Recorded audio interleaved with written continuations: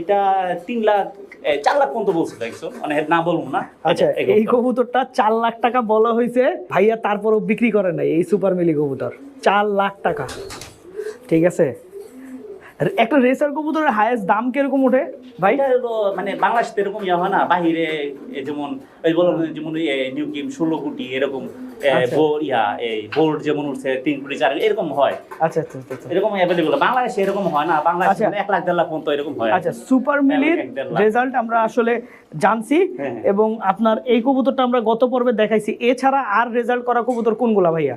এই যে একটা আছে আপনার এটাও ফার্স্ট প্রাইজ উইনার, এটাও আমার একটা সুপার একটা কবুতর। এটা জয়েন্টও ফার্স্ট হইছে 2 ক্লাব, বিআরপিও ক্লাব আর বিআরপিএল থেকে 2 ক্লাব থেকে ফার্স্ট হইছে এই কবুতর। এটা 2 ক্লাবে ফার্স্ট? হ্যাঁ 2 ক্লাবে। এটা আপনার চকুরিয়া থেকে ধরেন না ভাই। হ্যাঁ চকুরিয়া, হ্যাঁ চকুরিয়া রেসে ফার্স্ট হইছে। চকুরিয়া রেসে ও ফার্স্ট, চকুরিয়া মানে 284 সম্ভাবনা, 284 কিলো থেকে ও ফার্স্ট। হ্যাঁ